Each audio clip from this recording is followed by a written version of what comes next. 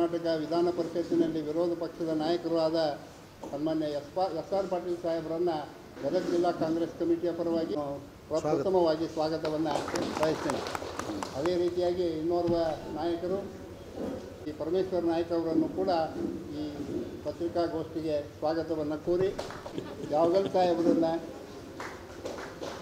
ಹಾಗೂ ಹಿಂದಿನ ಶಾಸಕರ ಕೋರ್ತೀನಿ. ನಮ್ಮೆಲ್ಲರ ಮಾರ್ಗದರ್ಶಕರಾದ ಸನ್ಮಾನ್ಯ ಡಿ ಆರ್ ಪಾಟೀಲ್ ಸಾಹೇಬರನ್ನು ಕೂಡ ಸ್ವಾಗತಿಸಿ ರೂಢಿ ಅವರು ಈಶ್ವರ್ ಅವರೇ ಹಾಗೂ ಹಿಂದಿನ ಶಿರಟ್ಟಿಯ ಜನಪ್ರಿಯ ಶಾಸಕರಾದಂಥ ಜಿಲ್ಲಾ ಪಂಚಾಯತಿ ಅಧ್ಯಕ್ಷರಾದಂಥ ರಾಜು ಗೌಡ್ರೆ, ಉಪಾಧ್ಯಕ್ಷರಾದಂಥ ಸಹೋದರಿ ಮೇಟಿ ಅವರೇ ಮತ್ತು ಇಲ್ಲಿ ಉಪಸ್ಥಿತರಿದ್ದಂಥ ಮುಖ್ಯವಾಗಿ ಮನುಕುಲದ ವಿನಾಶಕ್ಕಾಗಿ ಹುಟ್ಟಿ ಬಂದಂಥ ಕೋವಿಡ್-19 ವಿಚಾರವಾಗಿ ಕರ್ನಾಟಕ ರಾಜ್ಯದ ಸರ್ಕಾರ ಯಾವ ರೀತಿಯಾಗಿ ನಿರ್ವಹಣೆ ಮಾಡ್ತಿದೆ ಅನ್ನೋ ಬಗ್ಗೆ ಬೆಳಕು ಚೆಲ್ಲುವಂಥ ಕೆಲವು ವಿಚಾರಗಳನ್ನು ನಿಮ್ಮ ಜೊತೆ ಹಂಚಿಕೊಳ್ಳಿಕ್ಕೆ ನಾನು ಬಂದಿದ್ದೇನೆ. ಇವತ್ತು ಕರ್ನಾಟಕ ಪ್ರದೇಶ ಕಾಂಗ್ರೆಸ್ ಸಮಿತಿ ಅವರು ಈ ಜಿಲ್ಲೆಗೆ ನನಗೂ ಮತ್ತು ಪರಮೇಶ್ವರ ನಾಯಕರವರಿಗೆ ಜವಾಬ್ದಾರಿ ವಹಿಸಿದ್ದಾರೆ. ಮೊಟ್ಟ ಮೊದಲಿಗೆ ನಾನು ಹೇಳುವ ಮಾತೇನೆಂದರೆ, ಈ ದೇಶದ ಪ್ರಧಾನಮಂತ್ರಿಗಳಾದಂಥ ಶ್ರೀಮಾನ್ ನರೇಂದ್ರ ನೇತೃತ್ವದಲ್ಲಿರುವಂಥ ಕೇಂದ್ರ ಸರ್ಕಾರವಾಗಲಿ, ಕರ್ನಾಟಕ ರಾಜ್ಯದ ಮುಖ್ಯಮಂತ್ರಿಗಳಾದಂಥ ಶ್ರೀಮಾನ್ BS ಯಡಿಯೂರಪ್ಪನವ್ರ ನೇತೃತ್ವದ ಭಾರತೀಯ ಜನತಾ ಪಕ್ಷದ ಸರ್ಕಾರವಾಗಲಿ, ಇವೆರಡೂ ಮನುಕುಲದ ವಿನಾಶಕ್ಕಾಗಿ ಜನ್ಮವೆತ್ತಿ ಬಂದಂಥ ಈ ಕೋವಿಡ್-19 ನಿಯಂತ್ರಣ ಮಾಡಲಿಕ್ಕೆ 100ಕ್ಕೆ 100ರಷ್ಟು ವಿಫಲ ಆಗಿದ್ದಾರೆ ಅಂತ ಹೇಳಲಿಕ್ಕೆ ನಾನು ಬಯಸ್ತಾ ಇದ್ದೇನೆ. ಯಾಕೆ ಅಂದರೆ, ಇಡೀ ಭಾರತ ದೇಶದಲ್ಲಿ ಮೊಟ್ಟ ಮೊದಲು ಕೇರಳ ರಾಜ್ಯದಲ್ಲಿ, ಅದರಲ್ಲಿ ವಿಶೇಷವಾಗಿ ಕಾಸರಗೋಡಿನಲ್ಲಿ ಮೊದಲನೇ ಕೋವಿಡ್ ಪಾಸಿಟಿವ್ ಪ್ರಕರಣ ಕಂಡು ಬಂತು. ಯಾವುದು ಜನವರಿ 30. ಅದಕ್ಕೆ ನಾನು ಏನು ಹೇಳಲಿಕ್ಕೆ ಬಯಸ್ತಾ ಇದ್ದೇನೆ ಅಂದರೆ, ಡಿಸೆಂಬರ್ದಲ್ಲೇ ಇದು ಚೈನಾದಲ್ಲಿ ದೊಡ್ಡ ಅವಾಂತರವನ್ನು ಸೃಷ್ಟಿ ಮಾಡಿದ್ದು ಇಡೀ ಪ್ರಪಂಚಕ್ಕೆ ತಿಳಿದಂಥ ಒಂದು ವಿಚಾರ. ಇದು ಕೋವಿಡ್-19 ಇದು ಅಪ್ಯಾಡಮಿಕ್ ಅಲ್ಲ, ಇದು ಪ್ಯಾಂಡಮಿಕ್ ಅಂಥೇಳಿ ಘೋಷಣೆ ಆದಂಥ ಸಂದರ್ಭದಲ್ಲಿ ಕೇಂದ್ರ ಸರ್ಕಾರಗಳಾಗಲಿ ರಾಜ್ಯ ಸರ್ಕಾರಗಳಲ್ಲಿ, ಅದರಲ್ಲಿ ವಿಶೇಷವಾಗಿ ಕಾಸರಗೋಡಿನಲ್ಲಿ ಜನವರಿ 30ಕ್ಕೆ ಏನು ಮೊದಲನೇ ಪ್ರಕರಣ ಕಂಡು ಬಂತು, ಕೊನೆ ಪಕ್ಷ ಫೆಬ್ರವರಿ 1ನೇ ತಾರೀಕಿಗೆ ಅಂತಾರಾಷ್ಟ್ರೀಯ ವಿಮಾನಗಳನ್ನು ಬಂದ್ ಮಾಡಬೇಕಾಗಿತ್ತು, ನಿಲ್ಲಿಸಬೇಕಾಗಿತ್ತು. ಇಲ್ಪ ಒಂದು ವೇಳೆ ಅಂತಾರಾಷ್ಟ್ರೀಯ ಅಡ್ಡೆಗಳಲ್ಲಿ ವಿಮಾನಗಳು ಬರಲಿಕ್ಕೆ ಅವಕಾಶ ಕಲ್ಪಿಸಿದ್ರೆ ವಿದೇಶದಿಂದ ಬಂದಂಥ ಎಲ್ಲ ಪ್ರವಾಸಿಗರನ್ನು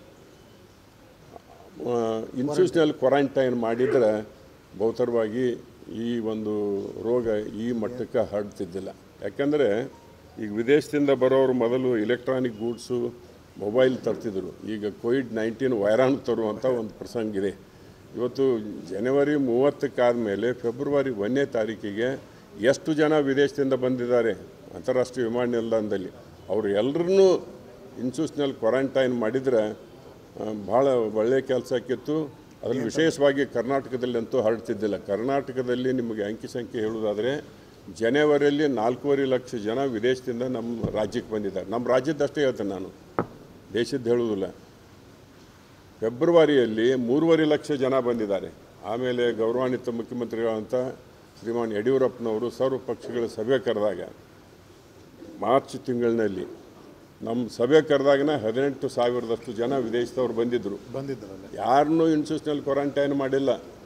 ಕೊನೆಗೆ ಅದು ಥರ್ಮಲ್ ಸ್ಕ್ಯಾನರ್ ಮುಖಾಂತರ ಟೆಂಪ್ರೇಚರ್, ಅದು ಏನು ಫೈನಲ್ ಅಲ್ಲ, ಅದು ಸ್ವಾಬ್ ಟೆಸ್ಟ್ ಮಾಡಿದಾಗ ಕೋವಿಡ್-19 ಪಾಸಿಟಿವ್ ಅದು ನೆಗೆಟಿವ್ ಅದು ಅಂತ ಗೊತ್ತಾಗತ್ತೆ. ಇಷ್ಟು ಜನರನ್ನ ಎಲ್ಲರನ್ನ ಅವಕಾಶ ಮಾಡಿಕೊಟ್ಟಿದ್ದಾರೆ, ಕ್ವಾರಂಟೈನ್ ಮಾಡಿಲ್ಲ. ಅವರೆಲ್ಲರೂ ಬಂದರು, ಅಂತಾರಾಷ್ಟ್ರೀಯ ವಿಮಾನ ನಿಲ್ದಾಣದಲ್ಲಿ ಇಳಿದ್ರು, ತಮ್ಮ ಮನೆಗೆ ಹೋಗಿಬಿಟ್ರು. ವೈರಾಣು ಜೊತೆನೇ ಹೋಗಿದ್ದಾರೆ.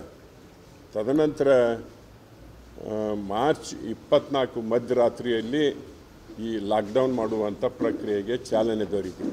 ಅದಕ್ಕೆ ಪೂರ್ವದಲ್ಲಿ ಇನ್ನೂ ಒಂದು ಮಾತು ಹೇಳ್ತೀನಿ. ನಮ್ಮ ಅಖಿಲ ಭಾರತ ಕಾಂಗ್ರೆಸ್ ಸಮಿತಿಯ ಹಿಂದಿನ ಅಧ್ಯಕ್ಷರಾದಂಥ ರಾಹುಲ್ ಗಾಂಧಿ ಅವರು ಜನವರಿ 19ಕ್ಕೆ ಒಂದು ಹೇಳಿಕೆ ಕೊಟ್ಟರು. ಅಂತಾರಾಷ್ಟ್ರೀಯ ವಿಮಾನಗಳನ್ನೆಲ್ಲ ಬಂದ್ ಮಾಡಿ ಅವಕಾಶ ಮಾಡಿಕೊಟ್ರೆ ಇದು ನಮ್ಮಲ್ಲಿ ಕೋವಿಡ್-19 ಹರಡುವಂಥ ಸ್ಥಿತಿ ಆದಾಗ ಭಾಳ ಮೂದಲಿಸಿ ಮಾತನಾಡಿದರು. ಆ ಸಂದರ್ಭದಲ್ಲಿ. ಅದರ ನಂತರ ದೆಹಲಿಯಲ್ಲಿ ಇಸ್ತ್ಮಾ ಅಂತೇನು ತಬ್ಲಿಕ್ ಜಮಾತ್ದವರು ಏರ್ಪಡಿಸಿದಂಥ ಇಸ್ತ್ಮಾಕ್ಕೆ ಪರವಾನಗಿ ಕೊಟ್ಟವ್ರು ಯಾರು? ಪರವಾನಗಿ ಕೊಡ್ತಿದ್ದರೆ ನಡೀತಿದ್ದಿಲ್ಲ. ಅದಕ್ಕೆ ದೆಹಲಿ ಪೊಲೀಸರು they are working right under the nose of mister Amit Shah. ಈ ದೇಶದ ಗೃಹ ಮಂತ್ರಿಗಳಂತ ಅಮಿತ್ ಶಾ ಅವರ ಅಂಡರ್ನಲ್ಲಿ ಬರ್ತಕ್ಕಂಥ ಪೊಲೀಸ್ನವರು ಅವಕಾಶ ಕಲ್ಪಿಸಿಕೊಟ್ರು. ಅಷ್ಟೇ ಅಲ್ಲ, ಅಂದಾಜು 42 ರಾಷ್ಟ್ರದಿಂದ ಡೆಲಿಗೇಟ್ಸ್ ಬಂದಿದ್ದಾರೆ ಆ ಇಸ್ತ್ಮಾ ಕಾರ್ಯಕ್ರಮಕ್ಕೆ, ಧಾರ್ಮಿಕ ಕಾರ್ಯಕ್ರಮಕ್ಕೆ. ಆ 42 ರಾಷ್ಟ್ರದವ್ರಿಗೆ ವೀಸಾ ಕೊಟ್ಟವ್ರು ಯಾರು? ಇದೇ ಕೇಂದ್ರ ಸರ್ಕಾರದವರು. ಅವಾಗ ವೀಸಾ ಕೊಡಬಾರ್ದಿತ್ತು ಅವ್ರಿಗೆ. ವಿದೇಶದಿಂದ ಬರ್ತಿದ್ದಿಲ್ಲ. ವಿದೇಶದಿಂದ ಬಂದವರೆಲ್ಲ ಕೊರೋನಾ ವೈರಸ್ನ ಜೊತೆ ಬಂದು ಇಲ್ಲಿ ಸ್ಪ್ರೆಡ್ ಮಾಡಲಿಕ್ಕೆ ಅವಕಾಶ ಕಲ್ಪಿಸಿದ್ರು. ಇಷ್ಟೆಲ್ಲ ಅವಾಂತರಕ್ಕೆ ಕಾರಣ ಇವತ್ತು ನಮ್ಮ ರಾಜ್ಯದಲ್ಲಿರ್ತಕ್ಕಂಥ BJP ಸರ್ಕಾರದವರು ಅಥವಾ ಕೇಂದ್ರದಲ್ಲಿರ್ತಕ್ಕಂಥ NDA ಸರ್ಕಾರವೇ ಕಾರಣ ಅಂತ ನಾನು ಹೇಳಬೇಕಾಗತ್ತೆ. ಒಂದು ವೇಳೆ ಅತ್ಯಂತ ಶಿಸ್ತುಬದ್ಧವಾಗಿ ಕರಾರುವಕ್ಕಾಗಿ ಇನ್ಸ್ಟಿಟ್ಯೂಷನಲ್ ಕ್ವಾರಂಟೈನ್ ವಿದೇಶದಿಂದ ಬಂದವರಿಗೆ ಮಾಡಿದರೆ ಇವತ್ತು ಲಾಕ್ಡೌನ್ ಮಾಡೋ ಪ್ರಶ್ನೆ ಬರ್ತಿದ್ದಿಲ್ಲ, ಸೀಲ್ ಡೌನ್ ಮಾಡೋ ಪ್ರಶ್ನೆ ಬರ್ತಿದ್ದಿಲ್ಲ. ಅಷ್ಟೇ ಅಲ್ಲ, ದೇಶದ ಮತ್ತು ರಾಜ್ಯದ ಆರ್ಥಿಕ ಸ್ಥಿತಿ ಹದಗೆಡುವಂಥ ಪರಿಸ್ಥಿತಿನೂ ಕೂಡ ಬರ್ತಿದ್ದಿಲ್ಲ. ನಿಮ್ಮ ಗಮನಕ್ಕಿದೆ, ನಾನು ಅದನ್ನು ರಿಪೀಟ್ ಮಾಡಲಿಕ್ಕೆ ಹೋಗೋದಿಲ್ಲ. ಏನು ನೋಟು ರದ್ದತಿ ಮಾಡಿದರು, ಡಿಮಾನಿಟೈಸೇಷನ್ ಮಾಡಿದಾಗ, ಮತ್ತು GST ಅನ್ಸೈಂಟಿಫಿಕ್ ಆಗಿ ಇವತ್ತು ಮೋದಿ ಸರ್ಕಾರದವರು ಏನು ಅಪ್ಲೈ ಮಾಡಿದರು ದೇಶದಾಗ, ಆವಾಗ ನಮ್ಮ ಭಾರತ ದೇಶದ GDP ಜೀರೋಕ್ಕೆ ಹೋಗಿತ್ತು, ಜೀರೋಕ್ಕೆ. ಆಮೇಲೆ ಈ ಕೋವಿಡ್-19 ನಿಯಂತ್ರಣ ಮಾಡಲಿಕ್ಕೆ ವಿಫಲವಾದ ಕಾರಣಕ್ಕಾಗಿ ಇವತ್ತು ನಮ್ಮ GDP ಮೈನಸ್ಸಿಗೆ ಹೋಗಿದೆ. ಇಷ್ಟು ದೇಶದ ಆರ್ಥಿಕ ಸ್ಥಿತಿ ಹದಗೆಡಲಿಕ್ಕೆ ಮತ್ತು ಬಹಳಷ್ಟು ಜನ, ಅಂದರೆ ಇವತ್ತು ನೋಡ್ರಿ, ದೇಶದಲ್ಲಿ 17,51,000 ಈ ದೇಶದಲ್ಲಿ ಸೋಂಕಿತರಿದ್ದಾರೆ. 37,403 ಜನ ನಿಧನರಾಗಿದ್ದಾರೆ. ಕರ್ನಾಟಕದಲ್ಲಿ 1,29,000 ಚಿಲ್ಲರೆಯಷ್ಟು ಸೋಂಕಿತರಾಗಿದ್ದಾರೆ. 2,412 ಜನ ಇವತ್ತು ಸಾವನ್ನಪ್ಪಿದ್ದಾರೆ. ನಮ್ಮ ಗದಗ ಬಗ್ಗೆ ಹೇಳೋದಾದರೆ ಕಡಿಮೆ ಇದೆ. ನಾವು 1,480 ಸೋಂಕಿತರಿದ್ದು 34 ಜನರು ಸಾವನ್ನಪ್ಪಿದ್ದಾರೆ. ಬೆಂಗಳೂರು ನಗರದಲ್ಲಿ ನಿಮಗೆ ಹೇಳ್ತೀನಿ, ಇವತ್ತು 57,396 ಜನ ಸೋಂಕಿತರಿದ್ದಾರೆ. ನೋಡಿ, ಅರ್ಧದಷ್ಟು, ಸಮೀಪ ಅರ್ಧದಷ್ಟು. ಬೆಳಗಾವಿಯಲ್ಲಿ 900, ಬೆಳಗಾವಿ ನಗರಕ್ಕೆ ಸೀಮಿತವಾಗಿ ನಾನು ಹೇಳ್ತೀನಿ. ಇಷ್ಟು ದೊಡ್ಡ ಪ್ರಮಾಣದಲ್ಲಿ ಇವತ್ತು ಕೋವಿಡ್ ಹರಡಲಿಕ್ಕೆ ಇದು ಸಂಪೂರ್ಣವಾಗಿ ಕೇಂದ್ರ ಸರ್ಕಾರ, ರಾಜ್ಯ ಸರ್ಕಾರ ವಿಫಲ ಅನ್ನೋದನ್ನು ನಾನು ಒತ್ತಿ ಹೇಳಬೇಕಾಗಿದೆ. ಮತ್ತು ದೇಶದ ಆರ್ಥಿಕ ಸ್ಥಿತಿ ಕೆಡಲಿಕ್ಕೆ ಇಷ್ಟು ಜನ ಕಷ್ಟ, ನೋವು ಅನುಭವಿಸಲಿಕ್ಕೆ ಕಾರಣ ಆಗಿದೆ. ಇವತ್ತು ನಾನು ಈಗಾಗಲೇ ಹೇಳಿದಂಗೆ ಮಾರ್ಚ್ 24 ಮಧ್ಯರಾತ್ರಿ ಅಂದು ಇವರು ಲಾಕ್ಡೌನ್ ಮಾಡಿದರು. ಒಂದು 42 ದಿವಸದವರೆಗೆ ಲಾಕ್ಡೌನ್ ಮಾಡಿದರು. ತದನಂತರ ಲಾಕ್ಡೌನ್ ಲಿಫ್ಟ್ ಮಾಡಿದರು. ಆದರೆ ಬೇರೆ ಬೇರೆ ರಾಜ್ಯಗಳಲ್ಲಿ ಇದನ್ನು ಲಾಕ್ಡೌನ್ ಮುಂದುವರಿಸಿದರು. ವೆಸ್ಟ್ ಬೆಂಗಾಲು, ಇನ್ನೂ ಅನೇಕ ರಾಜ್ಯಗಳಲ್ಲಿ ಅವರು ಲಾಕ್ಡೌನ್ ಕಂಟಿನ್ಯೂ ಮಾಡಿದರು. ಅಲ್ಲಿ ಎಲ್ಲ ಕಂಟ್ರೋಲ್ನಲ್ಲಿದೆ, ನಿಯಂತ್ರಣ ಇದೆ. ಇವತ್ತು ಕರ್ನಾಟಕದಲ್ಲಿ ಲಾಕ್ಡೌನ್ ಲಿಫ್ಟ್ ಮಾಡಿದ್ರಿಂದ ಏನಾಯಿತು ಪರಿಸ್ಥಿತಿ ಅಂತಂದ್ರೆ, ಇವತ್ತು ಇಷ್ಟು ದೊಡ್ಡ ಪ್ರಮಾಣದಲ್ಲಿ ಡೈಲಿ ನಮ್ಮಲ್ಲಿ 5,000ಕ್ಕೂ ಹೆಚ್ಚು ಇವತ್ತು ಸೋಂಕಿತರನ್ನು ನಾವು ಕಾಣ್ತಾ ಇದ್ದೇವೆ. ಆಮೇಲೆ ತದನಂತರ ಮೊನ್ನೆ ಒಂದು 10 ದಿವಸದವರೆಗೆ ಲಾಕ್ಡೌನ್ ಮಾಡಿದರು. ಬೆಂಗಳೂರು ನಗರ, ಬೆಂಗಳೂರು ಗ್ರಾಮಾಂತರ ಜಿಲ್ಲೆಗಳಲ್ಲಿ ಮತ್ತು ಕೆಲವು ಜಿಲ್ಲೆಗಳಲ್ಲಿ ಒಂದು 8ರಿಂದ 10 ದಿವಸ ಮಾಡಿದರು. ಇದು ಅಲ್ಪಾವಧಿ ಲಾಕ್ಡೌನ್ ಮಾಡೋದ್ರಿಂದ ತಜ್ಞರು ಏನು ಹೇಳ್ತಾರೆ ಅಂದರೆ ಇದರಿಂದ ನಿಯಂತ್ರಣಕ್ಕೆ ಬರುವುದಿಲ್ಲ ಅಂತೇಳಿ ಕಡಾಖಂಡಿತ ಹೇಳಿದ್ದಾರೆ. ಸೀನಿಯರ್ ಡಾಕ್ಟರ್ಸ್, ಸೀನಿಯರ್ ಅದು ವೈದ್ಯರು, ಪರಿಣಿತ ವೈದ್ಯರು, ತಜ್ಞ ವೈದ್ಯರು ಹೇಳಿದ್ದಾರೆ. ಅಲ್ಪಾವಧಿ ಲಾಕ್ಡೌನ್ಲಿಂದ ಏನೇನು ಪರಿಣಾಮ ಆಗುವುದಿಲ್ಲ ಅನ್ನುವಂಥ ಮಾತನ್ನು ಇವತ್ತು ಹೇಳಿದ್ದಾರೆ. ಅದೇ ರೀತಿ ನೋಡಿ, ಇದು ರಾಜ್ಯದಲ್ಲಿ ಏನು ಪರಿಸ್ಥಿತಿ ಇದೆ ಅಂತಂದರೆ ನಿಮಗೆ ಸಂಕ್ಷಿಪ್ತವಾಗಿ ಹೇಳಬೇಕಂದ್ರೆ, ಇವತ್ತು ಪಟ್ಟಣ ಪ್ರದೇಶದಲ್ಲಿ ಕೋವಿಡ್ ಸೋಂಕಿತರಿಗೆ ಕರ್ಕೊಂಡು ಹೋಗ್ಲಿಕ್ಕೆ ಆ್ಯಂಬ್ಯುಲೆನ್ಸ್ ಇಲ್ಲ. ಸರ್ಕಾರಿ ಆಸ್ಪತ್ರೆಯಲ್ಲಿ ಹೋದರೆ ಬೆಡ್ ಇಲ್ಲ. ಖಾಸಗಿ ಆಸ್ಪತ್ರೆಗೆ ಹೋಗ್ಬೇಕಂತಂದ್ರೆ ಅಲ್ಲಿ ಅಲೋ ಮಾಡ್ತಿದ್ದಾರೆ ಚಾರ್ಜಸ್ಸು. ಈಗ ಅದರ್ ದೆನ್ ಕೋವಿಡ್ ಡೆಸಿಗ್ನೇಟೆಡ್ ಆಸ್ಪತ್ರೆ ಬಿಟ್ಟು ಖಾಸಗಿ ಅವ್ರು ಕೆಲವು ಮಂದಿ ಪ್ರಾರಂಭ ಮಾಡಿದ್ದಾರೆ. ಅಲ್ಲಿ 3 ಲಕ್ಷ, 2 ಲಕ್ಷ, ಹೀಗೆ ದೊಡ್ಡ ಪ್ರಮಾಣದಲ್ಲಿ ಲಕ್ಷಾಂತರ ರೂಪಾಯಿ ಹಣ ಕೊಡಬೇಕು. ಬಡವರು ಎಲ್ಲಿ ಹೋಗ್ಬೇಕು? ಮತ್ತು ಆಸ್ಪತ್ರೆಗೆ ನಾನು ಭಾಳಷ್ಟು ಕಂಪ್ಲೇಂಟ್ಗಳನ್ನು ನಾನು ನೋಡಿದೆ. ಇಲ್ಲ ಆಸ್ಪತ್ರೆಯಲ್ಲಿ ಸರಿಯಾಗಿ ಊಟ ಕೊಡುವುದಿಲ್ಲ, ಮತ್ತು ನಾಷ್ಟ ಕೊಡಲಾರ್ದಂಥ ವ್ಯವಸ್ಥೆ, ಔಷಧೋಪಚಾರವನ್ನು ಸರಿಯಾಗಿ ಮಾಡ್ತಾ ಇರಲಿಲ್ಲ, ಮತ್ತು ಆಕ್ಸಿಜನ್ ಸಪ್ಲೈ ಕೂಡ ಸರಿ ಇಲ್ಲ, ವೆಂಟಿಲೇಟರ್ ವ್ಯವಸ್ಥೆನೂ ಕೂಡ ಇಲ್ಲ ಅಂಥೇಳಿ ಭಾಳಷ್ಟು ರೋಗಿಗಳಿಂದ ನನಗೆ ಮಾಹಿತಿ ಬಂದ ತಕ್ಷಣ ನಾನು ಕೋವಿಡ್ ಡೆಸಿಗ್ನೇಟೆಡ್ ಆಸ್ಪತ್ರೆ ಬಾಗಲಕೋಟೆಯಲ್ಲಿ PPE ಕಿಟ್ ಹಾಕ್ಕೊಂಡು ಹೋದೆ. ನನಗೆ ಭಾಳ ಮಂದಿ ಅಡ್ವೈಸ್ ಮಾಡ್ಯಾರ, ನಮ್ಮ ಸ್ನೇಹಿತರು ಹಿತೈಷಿಗಳು, ಪಾಟೀಲ್ರೇ ನೀವು ಏಜ್ಡ್ ಅದೀರಿ, 71 72 ಏಜ್ನಾಗ ನೀವು ಹೋಗಬೇಡ್ರಿ ಅಂತ ಹೇಳಿದರು. ಆದರೂ ಕೂಡ ನಾನು ಸ್ವತಃ ಕಣ್ಣಾರೆ ನೋಡಿ ಇದನ್ನು ಕಂಡ್ಕೋಬೇಕು ಅನ್ನುವಂಥ ಉದ್ದೇಶದಿಂದ PPE ಕಿಟ್ ಹಾಕ್ಕೊಂಡು ಹೋಗಿ ನಾನು ನೋಡಿ ಅಲ್ಲಿರ್ತಕ್ಕಂಥ ವೈದ್ಯರಿಗೆ ಮತ್ತು ಸಿಬ್ಬಂದಿಯವರಿಗೆ ಸರಿಯಾದಂಥ ಇನ್ಸ್ಟ್ರಕ್ಷನ್ ಕೊಟ್ಟೆ. ಇದು ಯಾಕೆ ನಾನು ಹೋಗ್ಬೇಕಂತಂದ್ರೆ ಭಾಳ ಕೀಳು ಭಾವನೆಯಿಂದ ನೋಡ್ತಾರೆ ಇವತ್ತು ಸಮಾಜದವರು. COVID-19 ಅಫೆಕ್ಟೆಡ್ ಪರ್ಸನ್ ಇದಾನ, ಸೋಂಕಿತ ಅದಾನಂದ್ರೆ ಅವ್ರನ್ನ ಭಾಳ ಕೀಳು ಭಾವನೆಯಿಂದ ನೋಡುವಂಥದ್ದಿದೆ. ಮತ್ತು ಇವೆಲ್ಲ ಕಂಪ್ಲೇಂಟ್ಗಳಿದ್ದಾವೆ. ಅದರ ಜೊತೆಗೆ ಆ ರೋಗಿಗಳಲ್ಲಿ ಆತ್ಮಸ್ಥೈರ್ಯ ತುಂಬಿಸ್ಬೇಕು. ನಾನೇ ಸ್ವತಃ ಹೋಗಿ ಭೇಟಿ ಕೊಟ್ಟರೆ ಅವ್ರ ರೋಗಿಗಳಲ್ಲಿ ಆತ್ಮಸ್ಥೈರ್ಯ ಬರ್ತದೆ ಅನ್ನುವಂಥ ವಿಚಾರದಿಂದ ನಾನು ಭೇಟಿ ಕೊಟ್ಟು ಆ ಸಂದರ್ಭದಲ್ಲಿ ನಾನು ಭಾಳಷ್ಟು ವಿಚಾರಗಳನ್ನು ಅವ್ರ ಜೊತೆ ಹಂಚ್ಕೊಂಡೆ. ಅಲ್ಲಿ ಏನು ತೊಂದರೆ ಇದೆ, ಅಲ್ಲಿ ಕಷ್ಟಗಳೇನಿದಾವೆ, ಮತ್ತು ಬೆಡ್ಡಿನ ವ್ಯವಸ್ಥೆ, ಆಕ್ಸಿಜನ್ ಪೂರೈಕೆ ಮಾಡುವಂಥದ್ದು, ವೆಂಟಿಲೇಟರ್ ವ್ಯವಸ್ಥೆ, ಊಟ ತಿಂಡಿ ವ್ಯವಸ್ಥೆ ಮತ್ತು ಸರಿಯಾದಂಥ ಊಟೋಪಚಾರದ ಬಗ್ಗೆಯೂ ಕೂಡ ನಾನು ಹೇಳಿದೆ. ಇವತ್ತು ರಾಜ್ಯದ ತುಂಬ ಏನಾಗಿದೆ ಅಂತಂದರೆ COVID-19 ಸೋಂಕಿತರಾದಂದ್ರೆ ಅವರಿಗೆ ಯಾವ್ಯಾವ ವ್ಯವಸ್ಥೆನೂ ಇಲ್ಲ, ಹಾಹಾಕಾರ ನಡೆದಿದೆ. ಖಾಸಗಿ ಆಸ್ಪತ್ರೆಗೆ ದೊಡ್ಡ ಪ್ರಮಾಣದಲ್ಲಿ ಲಕ್ಷಾಂತರ ರೂಪಾಯಿ ಕೊಟ್ಟು ಹೋಗಲಾರ್ದಂಥ ವ್ಯವಸ್ಥೆ ಇದೆ. ಕೆಲವು ಕಡೆ ಎಕ್ಸ್ಪ್ಲಾಯ್ಟೇಷನ್ ಕೂಡ ಇವತ್ತು ನಡೀತಾ ಇದೆ. ಈ ರೋಗ ಬಂದರೆ ಸತ್ತೇ ಹೋಗ್ತಾರೆ ಅನ್ನುವಂಥ ಒಂದು ವಿಚಾರವನ್ನು ಜನ ಕೇಳಿ ಎಷ್ಟರ ದುಡ್ಡು ಹೋಗಲಿ ಅಂತೇಳಿ ಸಾಲ ಸೂಲ ಮಾಡಿ ಹೋಗುವಂಥ ಒಂದು ವ್ಯವಸ್ಥೆ ಇದೆ. ಇದನ್ನು COVID-19 ನಿಯಂತ್ರಣ ಮಾಡಲಿಕ್ಕೆ 100ಕ್ಕೆ 100ರಷ್ಟು ಇವತ್ತು ನಮ್ಮ ರಾಜ್ಯದಲ್ಲಿ ಶ್ರೀಮಾನ್ ಯಡಿಯೂರಪ್ಪನವರ ನೇತೃತ್ವ ಸರ್ಕಾರ ವಿಫಲವಾಗಿದೆ ಅಂಥೇಳಿ ನಾ ಖಡಾಖಂಡಿತ ಹೇಳಲಿಕ್ಕೆ ಇಚ್ಛೆ ಮಾಡ್ತಾಯಿದ್ದೇನೆ. ಇದರ ಜೊತೆಗೆ ಏನಾಗಿದೆ ಅಂತ ಈ ವೈದ್ಯಕೀಯ ಉಪಕರಣಗಳ ಖರೀದಿಯಲ್ಲಿ ನೋಡು, ನಮ್ಮ ಹಳ್ಳಿ ಭಾಷೆಯಲ್ಲಿ ಹೇಳ್ತೇವೆ ನಾವು, ಬಣವಿಗೆ ಬೆಂಕಿ ಹತ್ತಿದಾಗ ಮೆಕ್ಕಿತೆನೆ ಬೇಯಿಸ್ಕೋತಾರೆ ಅಂಥೇಳಿ, ಅಥವಾ ಮಣಿಗೆ ಬೆಂಕಿ ಹತ್ತಿದಾಗ ಗಳ ಹಿರ್ಕೊಂಡು ಹೋಗಿದ್ರಂತೆ. ನಮ್ಮ ಭಾಷೆ ಇದು, ಉತ್ತರ ಕರ್ನಾಟಕದ ಭಾಷೆಯಲ್ಲಿ ಹೇಳುವಂಥದ್ದು ಮಾತು.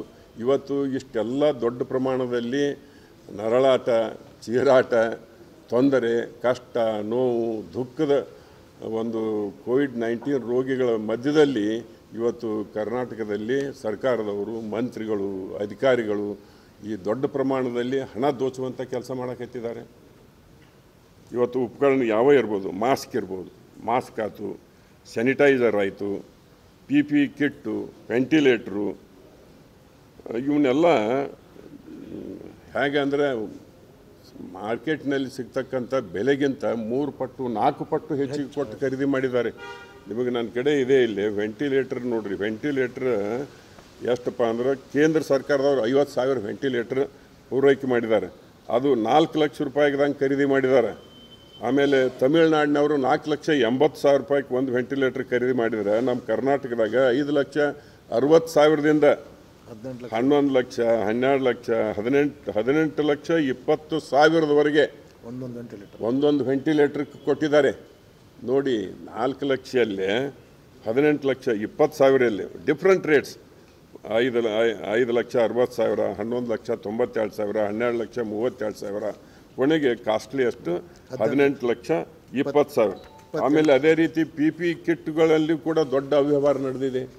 ಇವತ್ತು ಡಾಕ್ಟರ್ ಸೌರಭ ಬಗಲಿ ಅನ್ನೋರು, ಹಿಂದಿನ ಸಚಿವರು, ಅವ್ರ ಪಾರ್ಟಿಯವರು, ಮಾಜಿ ಶಾಸಕರು, ಅವರು ಲೋಕಾಯುಕ್ತಕ್ಕೆ ಕಂಪ್ಲೇಂಟ್ ಮಾಡಿದ್ದಾರೆ. PPE ಕಿಟ್ಟು ಕಳಪೆ ಇದೆ, ಹೆಚ್ಚಿನ ಬೆಲೆಗೆ ಖರೀದಿ ಮಾಡಿದ್ದಾರೆ. ವೆಂಟಿಲೇಟರ್ ಜೊತೆಯಾಗಿ ಅವರು ಕಂಪ್ಲೇಂಟ್ ಮಾಡಿದ್ದಾರೆ. ಅವ್ರ ಪಾರ್ಟಿಯವರ, ರೂಲಿಂಗ್ ಪಾರ್ಟಿಯವರು 5 ವರ್ಷ ಯೂಸ್ ಆಗಿರೋ ವೆಂಟಿಲೇಟರ್ ಕೊಟ್ಟಿದ್ದಾರೆ ಅಂತ ಅವರೇ ಕಂಪ್ಲೇಂಟ್ ಮಾಡಿದ್ದಾರೆ. 5 ವರ್ಷ ಯೂಸ್ಡ್ ವೆಂಟಿಲೇಟರ್ ಇಲ್ಲಿ ಕೊಟ್ಟಿದ್ದಾರೆ ಅಂತ. ಆಮೇಲೆ ಈಗ ಈ ರೀತಿ ದೊಡ್ಡ ಪ್ರಮಾಣದ ಅವ್ಯವಹಾರ ನಡೆದಿದೆಯಲ್ಲ, ಈ ಮಾಸ್ಕ್ 50-60 ರೂಪಾಯಿಗಿರೋ ಮಾಸ್ಕ್ 126ರಿಂದ 150 ರೂಪಾಯಿ ಖರೀದಿ ಮಾಡಿದ್ದಾರೆ. ಮತ್ತು ಥರ್ಮಲ್ ಸ್ಕ್ಯಾನರ್ ಇವತ್ತೇನು ಟೆಂಪ್ರೇಚರ್ ನೋಡ್ತಾರೆ, ಅದು 2,000ರಿಂದ 3,000ಕ್ಕೆ ಸಿಗ್ತೈತಿ. ಅದಕ್ಕೆ 5,945 ರೂಪಾಯಿ ಸ್ಕ್ಯಾನರಿಗೆ ಕೊಟ್ಟಿದ್ದಾರೆ. ಆಮೇಲೆ ಸ್ಯಾನಿಟೈಸರ್, ಹ್ಯಾಂಡ್ ಸ್ಯಾನಿಟೈಸರ್ 500 mlಗೆ 80ರಿಂದ 100 ರೂಪಾಯಿಗೆ ಸಿಗೋದಕ್ಕೆ 250 ರೂಪಾಯಿ ಕೊಟ್ಟು ಖರೀದಿ ಮಾಡಿದ್ದಾರೆ. 500 ml ಬಾಟ್ಲಿಗೆ 600 ರೂಪಾಯಿ ತನಕ ಕೊಟ್ಟಿದ್ದಾರೆ. ಅದಕ್ಕೆ ದಾಖಲೆಗಳು ಇದಾವೆ. ಈ ರೀತಿ ನಾನು ಎಲ್ಲವನ್ನು ಹೇಳಲಿಕ್ಕೆ ಹೋಗೋದಿಲ್ಲ. ಆಕ್ಸಿಜನ್ ಉಪಕರಣ ಮತ್ತು ಆಮೇಲೆ ಆಹಾರ ಕಿಟ್ಗಳನ್ನು ಕೊಡುವಂಥ ಇವೆಲ್ಲದರಲ್ಲಿ ಬಹಳ ದೊಡ್ಡ ಪ್ರಮಾಣದ ಅವ್ಯವಹಾರ ನಡೆದಿದೆ.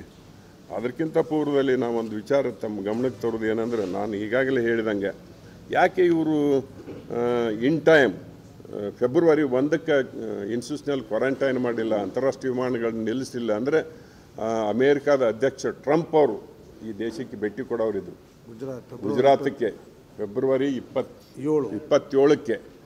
ಅದಕ್ಕೆ ಇದನ್ನು ಹಾಗೆ ಬಿಟ್ಟರು, ಇದನ್ನು ಲಾಕ್ಡೌನ್ ಮಾಡಲಿಲ್ಲ. ಟ್ರಂಪ್ ಅವರು ಬರಲಿ ಅಂಥೇಳಿ ಅದಾದ ನಂತರ ಒಂದು ಮಧ್ಯಪ್ರದೇಶದ ಚುನಾಯಿತ ಸರ್ಕಾರ ಕೆಡಿಬೇಕಾಗಿತ್ತು ಇವ್ರಿಗೆ. ಆ ಚುನಾಯಿತ ಸರ್ಕಾರ ಉರುಳಿಸೋ ಸಲುವಾಗಿ ಈಗ ಹೆಂಗೆ ನಮ್ಮ ಕರ್ನಾಟಕದಲ್ಲಿ ಸರ್ಕಾರ ಉರುಳಿಸಿದ್ರು, ಅದೇ ರೀತಿ ಈ ಮಧ್ಯಪ್ರದೇಶ ಸರ್ಕಾರ ಉರುಳಿಸೋ ಸಲುವಾಗಿ ಏನು ಲೇಟ್ ಮಾಡಿದರು. ಇಷ್ಟೆಲ್ಲ ಅವಾಂತರ ಮಾಡಿ ಇವತ್ತು ದೇಶದ ತುಂಬ ಇಷ್ಟು ದೊಡ್ಡ ಪ್ರಮಾಣದಲ್ಲಿ ಸೋಂಕು ಹರಡಲಿಕ್ಕೆ ಮತ್ತು ಲಕ್ಷಾಂತರ ಜನ ಇವತ್ತು ಈ ಕೋವಿಡ್ ಸೋಂಕಿನಿಂದ ಭಯಭೀತರಾಗಿ ಸಫರ್ ಆಗುವಂಥ ಒಂದು ವ್ಯವಸ್ಥೆ ಬಂದಿದೆಯಲ್ಲ, ಇದಕ್ಕೆ ಕಾರಣ ನೇರವಾಗಿ ಶ್ರೀಮಾನ್ ನರೇಂದ್ರ ನೇತೃತ್ವದ ಕೇಂದ್ರ ಸರ್ಕಾರ, ನರೇಂದ್ರ ಮೋದಿ ಅವರ ನೇತೃತ್ವ ಕೇಂದ್ರ ಸರ್ಕಾರ, ಯಡಿಯೂರಪ್ಪನವ್ರ ನೇತೃತ್ವದ ಕರ್ನಾಟಕ ರಾಜ್ಯದಲ್ಲಿರ್ತಕ್ಕಂಥ BJP ಸರ್ಕಾರ ಅಂಥೇಳಿ ಕಡಾಖಂಡಿತವಾಗಿ ಹೇಳಲಿಕ್ಕೆ ಇಚ್ಛೆ ಮಾಡ್ತಾಯಿದ್ದೆ. ಇವತ್ತು ಪಬ್ಲಿಕ್ ಅಕೌಂಟ್ಸ್ ಕಮಿಟಿ ಇಲ್ಲೇ ನಮ್ಮ ಈ ಕ್ಷೇತ್ರದ ಜನಾನುರಾಗಿ ಶಾಸಕರು, ಹಿಂದಿನ ಸಚಿವರಾದಂಥ ಹಿರಿಯ ನಾಯಕರಂಥ HK ಪಾಟೀಲ್ PH ಕಮಿಟಿ ಅಧ್ಯಕ್ಷರಿದ್ದಾರೆ. ಅವರಿಗೆ ಕಂಪ್ಲೇಂಟ್ ಬಂತು, ಪಬ್ಲಿಕ್ ಅಕೌಂಟ್ಸ್ ಕಮಿಟಿ ಮೀಟಿಂಗ್ನಲ್ಲೇ ಕಂಪ್ಲೇಂಟ್ ಬಂತು. ಅಲ್ಲೇ ಒಬ್ಬರು ರೂಲಿಂಗ್ ಪಾರ್ಟಿ ಶಾಸಕರೇ ಹೇಳಿದಾರಂತೆ, ನನ್ನ ಹತ್ರ ಪೆನ್ ಡ್ರೈವ್ ಇದೆ ಅಂಥೇಳಿ.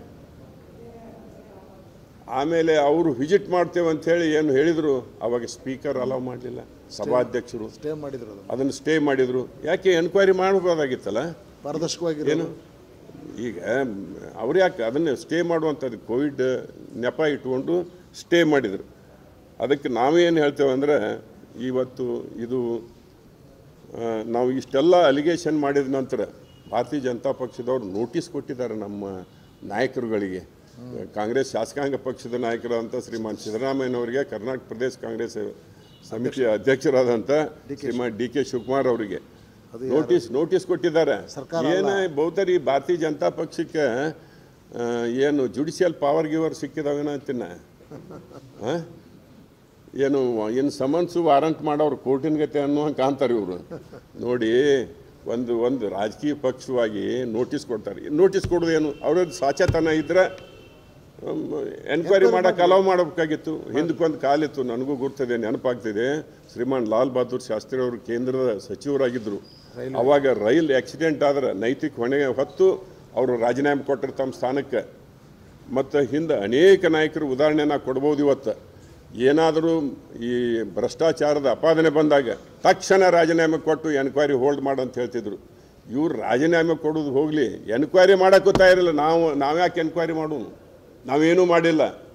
ಕೊಡಿ, ಈ ರಾಜ್ಯದ 6.5 ಕೋಟಿ ಜನತೆಗೆ ನೀವೆಲ್ಲ ಏನೇನಾಗಿದೆ ಅನ್ನೋದ್ರ ಬಗ್ಗೆನೂ ಹೇಳ್ರಿ. ಇವತ್ತು ರಾಜ್ಯದಲ್ಲಿ ನೋಡ್ರಿ, PM 10 ಕೋಟಿ ಹಣ ಜಮಾ ಆಗಿದೆ. ಪ್ರೈಮ್ ಮಿನಿಸ್ಟರ್ ಕೇರ್ ಫಂಡಿಗೆ 60,000 ಕೋಟಿಯಷ್ಟು ಹಣ ಇವತ್ತು ಜಮಾ ಆಗಿದೆ. ಈ ಹಣದ ಖರ್ಚು ಹೇಗೆ ಮಾಡಿದರು, ಇಲ್ಲಿ ಎಷ್ಟು ಹಣ ಕೇಂದ್ರದಿಂದ ಬಂದಿದೆ, ದಾನಿಗಳಿಂದ ಬಂದಿದೆ, ಎಲ್ಲವನ್ನು ಯಾವ ಉಪಕರಣಗಳನ್ನು ಯಾವ ರೀತಿ ಖರೀದಿ ಮಾಡಿದ್ದಾರೆ ಅನ್ನೋದನ್ನು ಇವ್ರು ಹೇಳಬೇಕಲ್ಲ. ಈ ರಾಜ್ಯದ 6.5 ಕೋಟಿ ಜನತೆಯ ಹಕ್ಕದು. ಈಗ ಒಮ್ಮೆ ಅಪಾದನೆ ಬಂದಾಗ ಅವರು ನೇರವಾಗಿ ಹೇಳಬೇಕು. ಅದನ್ನು ಬಿಟ್ಟಿಲ್ಲ ಇವರು. ಅದರ ಬದಲಾಗಿ ಏನು ಮಾಡಿದ್ದಾರೆ, ನಮಗೆ ನೋಟಿಸ್ ಕೊಟ್ಟಿದ್ದಾರೆ. ನೋಟಿಸ್ ನಮ್ಮ ನಾಯಕರಿಗೆ ನೋಡಿ, ಕಾಂಗ್ರೆಸ್ ಪಕ್ಷ ಹಿಂದೆ ಸೂರ್ಯ ಮುಳುಗದ ಸಾಮ್ರಾಜ್ಯ ಅನ್ನುವಂಥ ಬ್ರಿಟಿಷರು ಅವರ ಲಾಠಿ ಏಟು ಬೂಟಿ ಏಟಿಗೆ ಅಂಜಿಲ್ಲ, ದೀರ್ಘಕಾಲ ಜೈಲ್ವಾಸಕ್ಕೆ ಅಂಜಿಲ್ಲ. ಬ್ರಿಟಿಷರು ಗುಂಡು ಹಾಕ್ತಾರೆ ಅಂದರೆ ಎದೆ ಒಡ್ಡಿದ್ದಾರೆ ನಮ್ಮ ಕಾಂಗ್ರೆಸ್ನವರು. ಅಷ್ಟೇ ಅಲ್ಲ, ಬೀದಿಯಲ್ಲಿ ಏರ್ಪಡಿಸಂಥ ನೇಣಗಂಬನು ಒಂದೇ ಮಾತ್ರ ಮತ್ತು ನೇಣಗಂಬ ಏರಿದೇವೆ ನಾವು.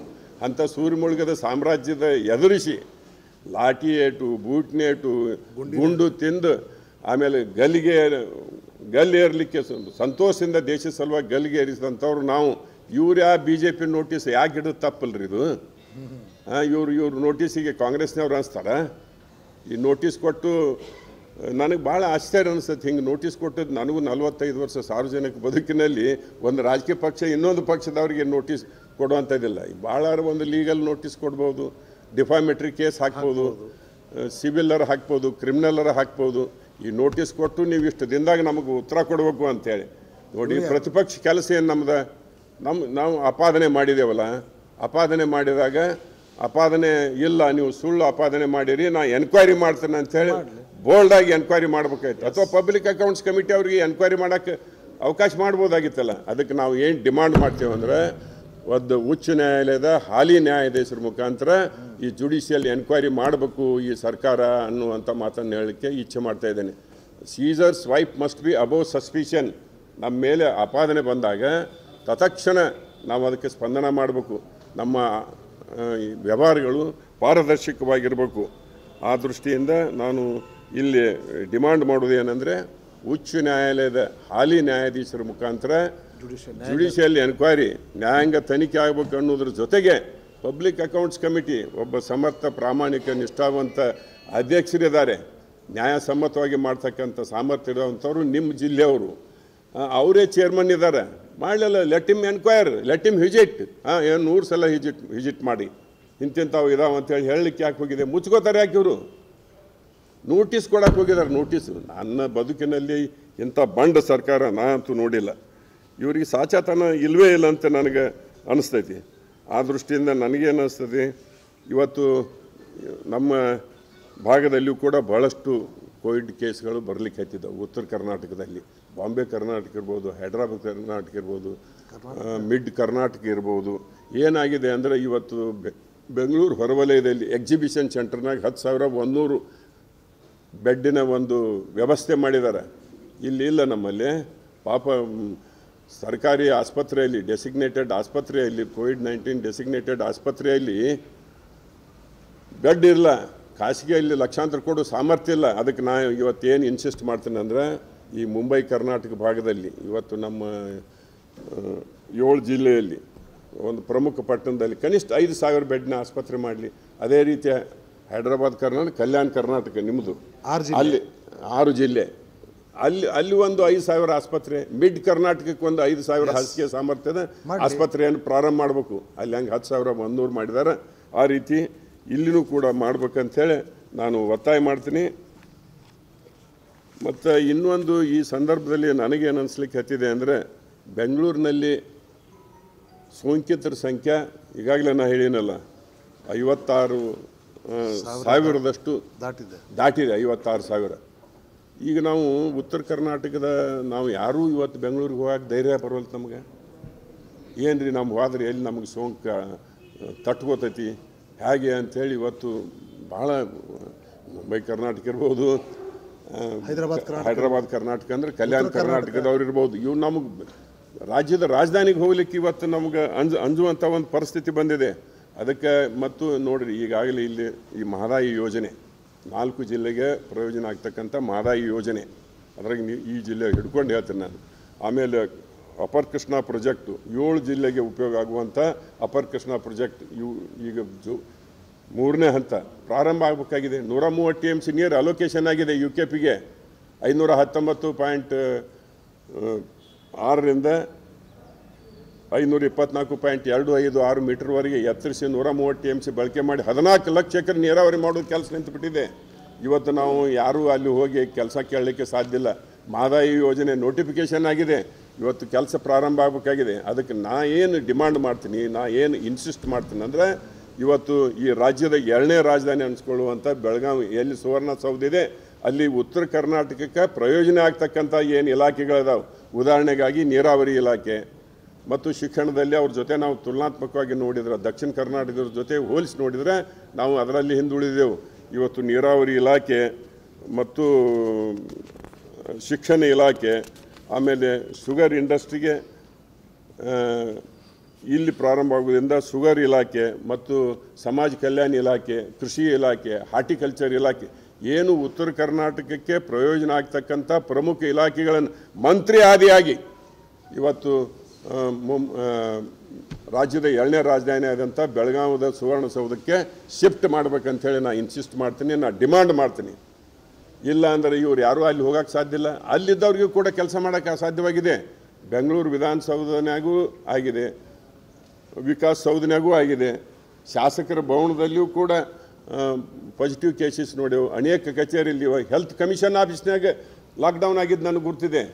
ಇವತ್ತು ಬೆಂಗಳೂರಿಗೆ ವರ್ಚುವಲಿ ಈ ಭಾಗದ ಜನರು ತಮ್ಮ ಕೆಲಸ ಕಾರ್ಯಗಳ ನಿಮಿತ್ತ ಅಲ್ಲಿ ಹೋಗೋದು ಬಹಳ ಕಷ್ಟ ಇರೋದ್ರಿಂದ ನಂದೇನು ಡಿಮಾಂಡ್ ಇದೆ ಅಂದರೆ ಇದೇ ಸೂಕ್ತವಾದಂಥ ಸಮಯ. ಈ ಸಂದರ್ಭದಲ್ಲಿ ಉತ್ತರ ಕರ್ನಾಟಕ ಭಾಗಕ್ಕೆ ಪ್ರಯೋಜನ ಆಗ್ತಕ್ಕಂಥ ಅತ್ಯವಶ್ಯ ಇರತಕ್ಕಂಥ ಇಲಾಖೆಗಳು ಏನದಾವ ಮಂತ್ರಿಗಳ ಆದಿಯಾಗಿ ಸುವರ್ಣಸೌಧಕ್ಕೆ ಸ್ಥಳಾಂತರ ಮಾಡಬೇಕು. ತತ್ಕ್ಷಣ ಈ ಕೆಲಸ ಇವತ್ತು ಈ ಸರ್ಕಾರದಿಂದ ಆಗಬೇಕು ಅನ್ನುವಂಥ ಮಾತನ್ನು ಈ ಸಂದರ್ಭದಲ್ಲಿ ನಾನು ವ್ಯಕ್ತ ಮಾಡಲಿಕ್ಕೆ ಬಯಸ್ತಾ ಇದ್ದೇನೆ.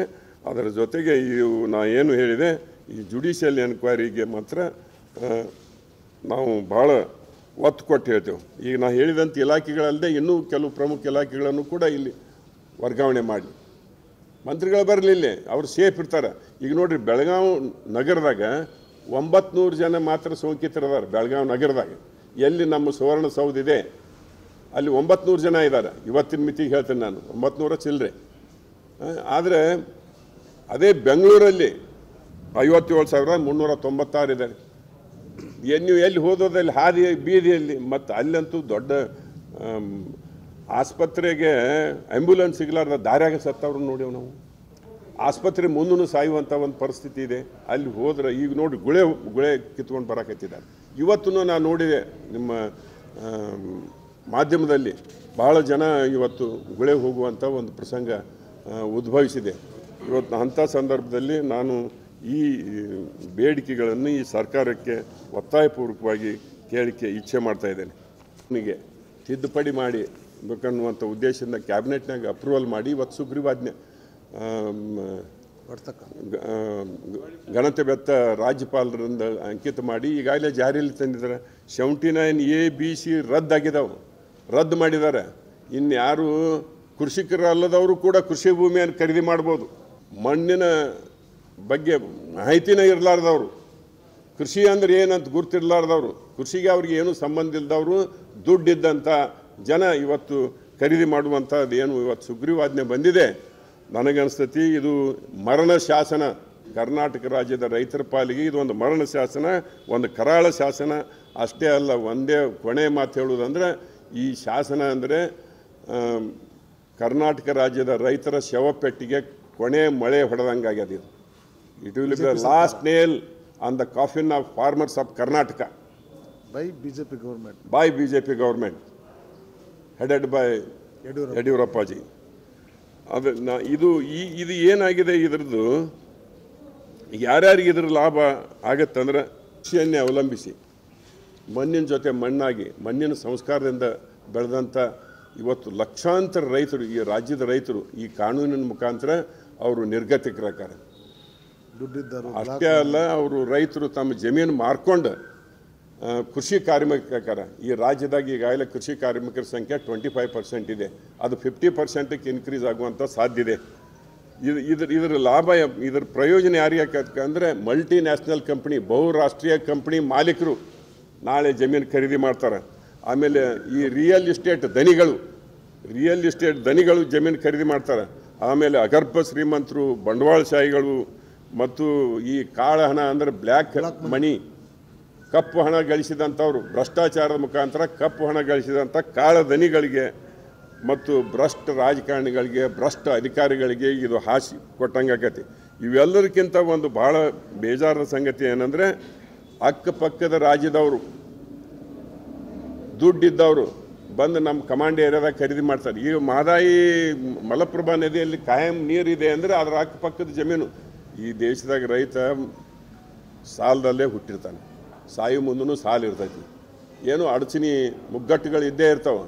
ಒಂದು ಅವ್ರಿಗೆ ಆಶೆ ಆಮಿಷಗಳನ್ನು ತೋರಿಸಿ ಇವತ್ತು 75 ಲಕ್ಷ ರೈತರಲ್ಲಿ ಅಂದಾಜು 50 ಲಕ್ಷದಷ್ಟು ಅತಿ ಸಣ್ಣ ರೈತರದಾರ. ಅವರೆಲ್ಲರೂ ಜಮೀನು ಕಳ್ಕೊತಾರೆ. ಅವರೆಲ್ಲರೂ ಜಮೀನು ಕಳ್ಕೊಂಡು ಕೃಷಿ ಕಾರ್ಮಿಕರಾಕಾರ, ತಬ್ಬಲಿಗಳಾಗ್ತಾರೆ ಅನ್ನುವಂಥ ಮಾತನ್ನು ನಾನು ಹೇಳಲಿಕ್ಕೆ ಬಯಸ್ತಾ ಇದ್ದೇನೆ. ಇನ್ನೊಂದು, ಈ ಕಪ್ಪು ಹಣ ಬಿಳಿ ಹಣ ಮಾಡೋಕ್ಕೆ ಭಾಳ ಮಂದಿಗೆ ಅನುಕೂಲ ಆಗುತ್ತೆ. ಬಹುತರವಾಗಿ ಭಾರತೀಯ ಜನತಾ ಪಕ್ಷ ಅಧಿಕಾರಕ್ಕೆ ಬಂದಾಗ ಇದು ಇಂಥ ಅವಾಂತರಗಳನ್ನು ಭಾಳ ಸಲ ನೋಡೀನಿ. ಅವರು ಭ್ರಷ್ಟಾಚಾರದ ಮುಖಾಂತರ ಗಳಿಸಿದಂಥ ಕಪ್ಪು ಹಣ ಇದನ್ನು ಬಿಳಿ ಹಣ ಆಗಿ ಪರಿವರ್ತನೆ ಮಾಡಲಿಕ್ಕೆ ಅದು ಭಾಳ ಸೂಕ್ತವಾದಂಥ ಒಂದು ಅವಕಾಶ ಅವರಿಗೆ. ಇದೊಂದು ದೊಡ್ಡ ಹುನ್ನಾರ ಅಂತ ಅನಿಸ್ತತಿ. ಈಗ ಉದಾಹರಣೆ ಹಂಗಂದ್ರೆ ಈ 1 ಎಕರೆ ಜಮೀನಿಗೆ ಗೈಡೆನ್ಸ್ ವ್ಯಾಲ್ಯೂ ಎಕರೆಗೆ ಒಂದು 5 ಲಕ್ಷ ಇರ್ತೈತಿ. ಆದರೆ ಮಾರ್ಕೆಟ್ ವ್ಯಾಲ್ಯೂ ಏನಿರ್ತೈತಿ 25 ಲಕ್ಷ ಇದೆ ಅಂತ ಇಟ್ಕೊಳ್ಳೋಣ. ಉದಾಹರಣೆ ಹೇಳ್ತೀನಿ ನಾನು, ಎಕ್ಸಾಂಪಲ್. ಇವತ್ತು 5 ಲಕ್ಷ ಏನೈತಿ ಆಫೀಸಿಯಲಿ ಕೊಡ್ತಾರೆ ವೈಟ್ ಮನಿ, ಉಳಿದು 20 ಲಕ್ಷ ಬ್ಲ್ಯಾಕ್ ಮನಿ ಪಂಪ್ ಮಾಡ್ತಾರೆ. ಆ 20 ಲಕ್ಷ ಕಪ್ಪು ಹಣ ಬಿಳಿ ಆಯ್ತಲ್ಲ ನೋಡಿ. ಯಾಕಂದ್ರೆ ಇವ್ರಿಗೆ ದುಡ್ಡು ಇಟ್ಕೊಳ್ಳೋಕೆ ಜಾಗ ಇಲ್ಲರಿ, ಇವನ್ನೆಲ್ಲಿ ಇಟ್ಕೊಳ್ಳೋದು? ಈ ಒಂದು ಕಾನೂನು ತರೋದ್ರಿಂದ ಈ ಕಪ್ಪು ಹಣ ಬಿಳಿ ಹಣ ಮಾಡಲಿಕ್ಕೆ, ವೈಟ್ ಮಾಡಲಿಕ್ಕೆ ಅನುಕೂಲ ಆಗ್ತಿದೆ ಅನ್ನುವಂಥ ಉದ್ದೇಶದಿಂದ ಇದೊಂದು ದೊಡ್ಡ ಹುನ್ನಾರ. ಇದು ರಾಜ್ಯದ ರೈತರನ್ನು ಇವತ್ತು ಇದರಿಂದ ಏನಾಕತಿ ಒಕ್ಕಲೆ ಎಬ್ಬಿಸುವಂಥ ಒಂದು ಅವಕಾಶ. ನಮ್ಮ ಕಂದಾಯ ಸಚಿವರು ಒಂದು ಸ್ಟೇಟ್ಮೆಂಟ್ ನೋಡಿನಿ ಸನ್ಮಾನ್ಯ ಮಿತ್ರರೇ. ಏನು ಹೇಳ್ತಾರಂದ್ರೆ, ಜಮೀನು ಖರೀದಿ ಮಾಡೋರಿಗೆ IT ಬಗ್ಗೆ ಮಾಹಿತಿ ಇರೋರು ಜಮೀನು ಖರೀದಿ ಮಾಡಿ ಅಗ್ರಿಕಲ್ಚರ್ನಾಗ ದೊಡ್ಡ ಪ್ರಮಾಣದಲ್ಲಿ ಅವರು ಆದಾಯ ತೆಗಿಬೋದಂತ. ಏನು IT ನಮ್ಮ ರೈತರ ಮಕ್ಕಳು ಏನು ಸಾಫ್ಟ್ವೇರ್ ಇಂಜಿನಿಯರ್ ಇಲ್ಲ, ಅವರು ನಮ್ಮ ರೈತರ ಮಕ್ಕಳು ಅಮೇರಿಕಾದಲ್ಲಿ, ಇಂಗ್ಲೆಂಡದಲ್ಲಿ, ಕೆನಡಾ, ಅನೇಕ ಪಾಶ್ಚಿಮಾತ್ಯ ರಾಷ್ಟ್ರದಲ್ಲಿ ಅವ್ರ ಮಕ್ಕಳು ಸಾಫ್ಟ್ವೇರ್ ಇಂಜಿನಿಯರ್ ಅದಾರ. ಅವ್ರಿಗೆ IT ಜ್ಞಾನ ಇಲ್ಲ. ನಾನು IT ಮಂತ್ರಿ ಆಗಿದ್ದೆ, ನನ್ನ ಅನುಭವದಿಂದ ಹೇಳ್ತೀನಿ ಈ ಮಾತನ್ನ, ಹಂಗೆ ಹೇಳೋದಿಲ್ಲ. ನಾ IT ಮಂತ್ರಿ ಇದ್ದಾಗ ನಾವು ಟ್ಯಾಬ್ ಈ ಎಲ್ಲ ಸಾಫ್ಟ್ವೇರ್ ಅಳವಡಿಸಿದಂಥ ನಮ್ಮ ಅಖಂಡ 2 ಜಿಲ್ಲೆಯಲ್ಲಿ, ಬಾಗಲಕೋಟೆ ಬಿಜಾಪುರ ಜಿಲ್ಲೆಯಲ್ಲಿ ಫ್ರೀಯಾಗಿ ಸರ್ಕಾರದ ₹1 ತಗೊಳ್ಳಾರದ ಟ್ಯಾಬ್ಲೆಟ್ ಪ್ರತಿ ರೈತರಿಗೆ ಹಂಚಿಕೆ ಮಾಡಿದೆ ನಾನು. ನನಗೆ ಭಾಳ ನೆನಪಿದೆ. IT ಭಾಳ ಅದನ್ನು ಸದುಪಯೋಗ ಮಾಡಿಕೊಂಡ್ರು. ಇವ್ರು ಹೇಳ್ತಾರೆ IT ಜ್ಞಾನ ಬೆಂಗಳೂರವ್ರಿಗೆ ಅಷ್ಟೇ ಐತಿ, ನಮ್ಮ ರೈತರಿಗೇನು ಮೊಬೈಲ್ ಫೋನ್ ಆಪ್ರೇಟ್ ಮಾಡ್ತಾರಿಲ್ಲ. ಒಂದು ವೇಳೆ ಅವರಿಗೆ ಅದರ ಜ್ಞಾನ ಕೊಡಬೇಕಾಗಿದೆ ಅಂತ ವಿಚಾರ ಇಟ್ಕೊಳ್ಳೋಣ. ಅದ್ರ ಬಗ್ಗೆ ಅವರು ಇದನ್ನು ಕೊಡಲಿ, ತರಬೇತಿ ಕೊಡಲಿ. ಇವತ್ತು ನೆಗಡಿ ಬಂದಿದೆ ಅಂಥೇಳಿ ಮೂಗ ತೆಗೆದುಬಿಡ್ದ, ಶೀತಕ್ಕೆ ಅದಕ್ಕೆ ಟ್ರೀಟ್ಮೆಂಟ್ ಕೊಡಬೇಕಲ್ಲ, ಚಿಕಿತ್ಸೆ ಮಾಡಬೇಕಲ್ಲ. ಮತ್ತು ಇನ್ನು ಇದರಿಂದ ಏನು ಅನಾಹುತ ಆಗ್ತಿದೆ ಅಂದರೆ, ನಾವು ಒಂದೇ ಮಾತನಾಗ ಹೇಳೋದಂದ್ರೆ, ಇವತ್ತು ಜಮೀನು ಖರೀದಿ ಮಾಡಿ ಅವನೇನು ಅವ್ರು ಸಾಗುವಳಿ ಮಾಡೋದಿಲ್ಲ, ಇನ್ವೆಸ್ಟ್ ಮಾಡಿ ಅಲ್ಲಿ ಇಟ್ಬಿಡೋರು. ಅವರು ಹಾಗೆ ಜಮೀನನ್ನು ಇಟ್ಬಿಡ್ತಾರೆ ಅಲ್ಲಿ. ಅದು ಜಮೀನು ಪಡಭೂಮಿ ಆಗುತ್ತೆ. ಆಮೇಲೆ ರಿಯಲ್ ಎಸ್ಟೇಟ್ನವ್ರು ಖರೀದಿ ಮಾಡಿದ್ರೆ ಅದನ್ನು ಕನ್ವರ್ಟ್ ಮಾಡ್ತಾರೆ, ನಾನ್ ಅಗ್ರಿಕಲ್ಚರ್ ಟೆನ್ಯೂರ್ ಬಿನ್ ಶೇತಿಗೆ ಆಗಿ ಕನ್ವರ್ಟ್ ಮಾಡ್ತಾರೆ. ಮತ್ತು ಆವಾಗ ಏನಾಗುತ್ತೆ ಅಂದರೆ ಸಾಗುವಳಿ ಭೂಮಿ ಕಡಿಮೆ ಆಗುತ್ತೆ. ಅವಾಗ ಅನ್ನಕ್ಕಾಗಿ ಹಾಹಾಕಾರ ನಡೀತೈತಿ. ಇವತ್ತು ಸ್ವಾವಲಂಬಿ ಕರ್ನಾಟಕ ಪರಾವಲಂಬಿ ಕರ್ನಾಟಕ ಆಗುವಂಥ ಸಾಧ್ಯತೆ ಇದೆ. ಮತ್ತು ಇವೆಲ್ಲದಕ್ಕಿಂತ ಮಿಗಿಲಾಗಿ ಪಕ್ಕದ ರಾಜ್ಯದವರು ದುಡ್ಡಿದ್ದವರು ನಮ್ಮ ಕಮಾಂಡ್ ಏರಿಯಾಗೆ ಬರ್ತಾರೆ. ಈಗ ಮಾದಾಗಿ ಹೆಂಗೆ ಬರ್ತಾರೆ ಹಂಗೆ UKPಯಲ್ಲಿ ಕಮಾಂಡ್ ಏರಿಯಾದಾಗ 1, 2, 3ನೇ ಹಂತದಲ್ಲಿ ಏನು ಜಮೀನು ಇವತ್ತು ಕಮಾಂಡ್ ಏರಿಯಾದಾಗ ಬರ್ತೈತಿ ಅವನ್ನ ಖರೀದಿ ಮಾಡ್ತಾರೆ. ಈಗೇನಾಗಿದೆ, ತುಂಗಭದ್ರಾ ಪ್ರಾಜೆಕ್ಟು ಭದ್ರಾದಲ್ಲಿ ಏನಾಗಿದೆ, ಆಂಧ್ರದವರು ದೊಡ್ಡ ಪ್ರಮಾಣದಲ್ಲಿ ಬಂದು ಜಮೀನು ಖರೀದಿ ಮಾಡಿದ್ದಾರೆ. ಆ ಜಮೀನು ಮಾಲೀಕರು ಅವ್ರ ಮನ್ಯಾಗ ಜೀತದಾಳಾಗ್ಯಾರ. ಇದು ಪರಿಸ್ಥಿತಿ ನಮಗೆ ಬರ್ತೈತಿ. ನಮ್ಮ ಭೂಮಿ ಅಷ್ಟೇ ಕಳ್ಕೊಳ್ಳೋದಿಲ್ಲ ನಾವು, ನಮ್ಮ ಜಲಾಶಯದಲ್ಲಿ ಇರ್ತಕ್ಕಂಥ ನೀರು ಹೊಕ್ಕತಿ, ನೆಲ ಜಲದ ಪ್ರಶ್ನೆ ಬರ್ತೈತಿ. ನಮ್ಮ ನೆಲನೂ ಹೊಕ್ಕತಿ, ಜಲನೂ ಹೊಕ್ಕತಿ. ಕರ್ನಾಟಕ ರಾಜ್ಯದಲ್ಲಿ ನೆಲ ಜಲದ ಪ್ರಶ್ನೆ ಬಂದಾಗ ಎಲ್ಲರೂ ಒಂದಾಗಿ ನಾವು ಹೋರಾಟ ಮಾಡಿದ್ದು ನೆನಪಿದೆ, ಪಕ್ಷಾತೀತವಾಗಿ ಹೋರಾಟ ಮಾಡಿದೆವು. ಆ ದೃಷ್ಟಿಯಿಂದ ಇವತ್ತು ಈ ನೆಲ ಜಲದ ಪ್ರಶ್ನೆ ಬರುವಂಥ ಈ ಕಾನೂನಿನಿಂದ ನಮ್ಮ ರಾಜ್ಯದ ಭೂಮಿನೂ ಹೊಕ್ಕತಿ. ಅಷ್ಟೇ ಅಲ್ಲ, ನಮ್ಮ ರಾಜ್ಯದ ನೀರು ಕೂಡ ಹೊಕ್ಕತಿ. ಜಲಾಶಯ ನೀರು ಉಪಯೋಗ ಮಾಡ್ತಾರೆ ಅವರು. ನಾವು ಅನಾಥರಕ್ಕೆವು, ನಾವು ನಿರ್ಗತಿಕರಕ್ಕೆವು, ಬೀದಿ ಪಾಲಕ್ಕೆವು, ಅನಾಥರಕ್ಕೆವು. ನಿಮಗೆ ಒಂದೇ ಮಾತು ಹೇಳುವುದಂದ್ರೆ, ನಮ್ಮ ರೈತರ ತಾಯಿ ಅಂದರೆ ಭೂಮಿ ತಾಯಿ. ಭೂಮಿ ತಾಯಿನ ಅಂತೀವಿ ನಾವು. ರೈತರ ತಾಯಿ ಸಾವಿರಾರು ವರ್ಷಗಳಿಂದ ನಮ್ಮ ರೈತರನ್ನ ಸಾಕಿ ಸಲುವಿದಂಥ ಭೂಮಿ ತಾಯಿ ಮಕ್ಕಳು ಯಾರಂದ್ರೆ ಕೃಷಿಕರು, ರೈತರು. ಈ ಕಾನೂನು ಹೆಂಗಿದೆ ಅಂದರೆ, ತಾಯಿಯನ್ನು ಮಕ್ಕಳಿಂದ ಬೇರ್ಪಡಿಸೋ ಕಾನೂನಿದು. ತಾಯಿಯನ್ನು ಮಕ್ಕಳಿಂದ ಬೇರ್ಪಡಿಸಿ ತಾಯಿನ ಮಾರಾಟ ಮಾಡೋದು, ಆ ಮಕ್ಕಳನ್ನು ಬೀದಿಗೆ ತಳ್ಳೋದು. ನೋಡ್ರಿ, ಅಂಥ ಕರಳು ಕಿತ್ತು ಬರುವಂಥ ಕಾನೂನು. ಅದಕ್ಕೆ ನಂದೇನು ಮನವಿ ಇದೆ, ಅದಕ್ಕಿಂತ ಪೂರ್ವದಲ್ಲಿ ಒಂದು ಮಾತು, ನಮ್ಮ ಸರ್ಕಾರ ಉಳುವವನೇ ಭೂಮಿಯ ಒಡೆಯ, tiller of the soil is the owner ಅಂಥೇಳಿ ಕಾನೂನು ತಂದೆವು ನಾವು. ಇವತ್ತು ಜಮೀನ್ದಾರಿ ಪದ್ಧತಿ ಇತ್ತಲ್ಲ, ಜಮೀನ್ದಾರಿಗೆ 1000 ಎಕರೆ 10,000 ಎಕರೆ ಜಮೀನಿದ್ದು ಯಾರು ಉಳುಮೆ ಮಾಡ್ತಿದ್ರು, ಟೆನೆಂಟ್ಸು ಅವ್ರನ್ನ ಮಾಲೀಕರನ್ನು ಮಾಡಿದೆವು. ದೇವರಾಜ ಅವ್ರ ಕಾಲಕ್ಕೆ ಭಾಳ ಪರಿಣಾಮಕಾರಿಗೆ ನಮ್ಮ ರಾಜ್ಯದಲ್ಲಿ ಇದು ಇಂಪ್ಲಿಮೆಂಟ್ ಆಯಿತು. Tiller of the soil is the owner ಅನ್ನುವಂಥ ಕಾನೂನು. ಈಗ ಏನಾಗಿದೆ, ಒಳ್ಳೆ ಮತ್ತೆ ಜಮೀನ್ದಾರಿಗೆ ಹೋದ್ರೆ ಈಗ ನೋಡ್ರಿ 708 ಎಕರೆ ತನಕ ಖರೀದಿ ಮಾಡ್ಬೋದು. ಒಬ್ಬರು ಒಂದು ಫ್ಯಾಮಿಲಿ 54 ಇದ್ದದ್ದು ಅದರ ಡಬಲ್ ಮಾಡಿದ್ದಾರೆ. 5 ಜನಕ್ಕಿಂತ ಹೆಚ್ಚಿದ್ರೆ 108 716 ಎಕರೆವರೆಗೂ ಭೂಮಿ ಇಟ್ಕೋಬೋದು. ಅಂದ್ರೆ ಹೊಳ್ಳಿ ಜಮೀನ್ದಾರಿ ಪದ್ಧತಿ ಉಳುವವನೇ ಭೂಮಿ ಒಡೆಯ ಅಂತ ಹೋಗಿ ಉಳ್ಳವನೇ ಭೂಮಿ ಒಡೆಯ ಆಗುವಂಥ ಒಂದು ಪರಿಸ್ಥಿತಿ ಬಂದಿದೆ. ಈ ಕಾನೂನಿನ ಪ್ರಕಾರ ನನಗೆ ಹೇಳ್ತೀನಿ, ಈ ರಾಜ್ಯದ ಎಲ್ಲ ರೈತರು ಒಂದಾಗಿ ಪಕ್ಷಾತೀತವಾಗಿ ಜಾತ್ಯತೀತವಾಗಿ ಈ ಕಾನೂನನ್ನು ವಿರೋಧಿಸಬೇಕಂತೇಳಿ ತಮ್ಮ ಮುಖಾಂತರ ನಾನು ಎಲ್ಲ ಕನ್ನಡ ನಾಡಿನ ಕರ್ನಾಟಕ ರಾಜ್ಯದ ಸಮಸ್ತ ಅನ್ನದಾತರಿಗೆ, ಅನ್ನ ಇಕ್ಕು ದನಿಗಳಿಗೆ ನಾನು ಎರಡೂ ಕೈ ಜೋಡಿಸಿ ಪ್ರಾರ್ಥನೆ ಮಾಡ್ಕೋತೀವಿ.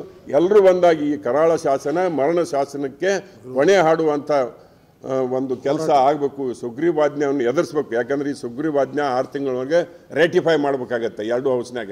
ಅದು ಬರೋಕ್ಕಿಂತ ಪೂರ್ವದಲ್ಲಿ ಈ ರಾಜ್ಯದ ಎಲ್ಲ ರೈತರು ಒಂದಾಗಿ ನಮ್ಮ ರಾಜ್ಯದ ನೆಲ ಜಲ ರಕ್ಷಣೆ ಮಾಡುವ ಸಲುವಾಗಿ ರೈತ ಸಾವಿರಾರು ವರ್ಷಗಳಿಂದ ತಲೆತಲಾಂತರದಿಂದ ಕೃಷಿಯಲ್ಲೇ ಬೆಳೆದು ಕೃಷಿಯಿಂದ ಇವತ್ತು ಏನು ತನ್ನ ಜೀವನ ಸಾಗಿಸ್ತಾನೆ ಅವರೆಲ್ಲರೂ ಬೀದಿ ಪಾಲಾಗಬಾರ್ದು ಅನ್ನುವಂಥ ಉದ್ದೇಶದಿಂದ ಈ ಕರಾಳ ಶಾಸನವನ್ನು ಎದುರಿಸಲಿಕ್ಕೆ ಈ ಕರ್ನಾಟಕ ರಾಜ್ಯದ ಸಮಸ್ತ ಅನ್ನದಾತರು ಶಿವಸ್ವರೂಪಿಗಳಾದಂಥ ರೈತ ಬಾಂಧವರು ಒಂದಾಗಿ ಈ ಕಾನೂನು ಕರಾಳ ಶಾಸನವನ್ನು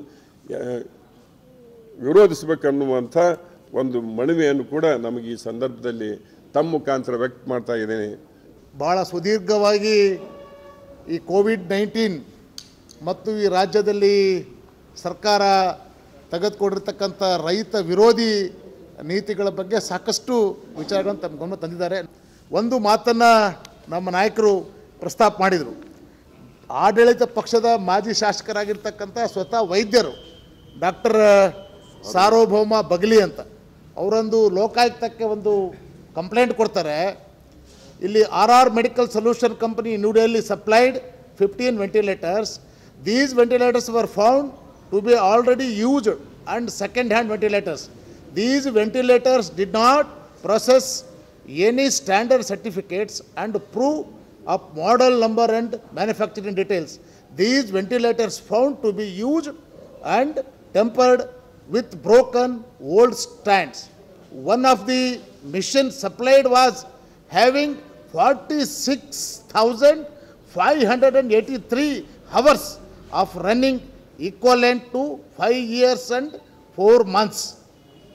ಆಡಳಿತ ಪಕ್ಷದ ಶಾಸಕರು ಮಾಜಿ ಶಾಸಕರು ಸ್ವತಃ ವೈದ್ಯರು 5 ವರ್ಷ 4 ತಿಂಗಳು ಯೂಸ್ ಆಗಿರ್ತಕ್ಕಂಥ ವೆಂಟಿಲೇಟರ್ನ ಸಪ್ಲೈ ಮಾಡಿದ್ದಾರೆ ಅಂತಕ್ಕಂಥ ವಿಚಾರವನ್ನು ಅವರು ತಿಳಿಸ್ತಾರೆ. ಇದಕ್ಕಿಂತ ದೊಡ್ಡ ನಾಚಿಕೆಗೇಡಿ ಸರ್ಕಾರಕ್ಕೆ ಇನ್ನೇನು ಬೇಕು?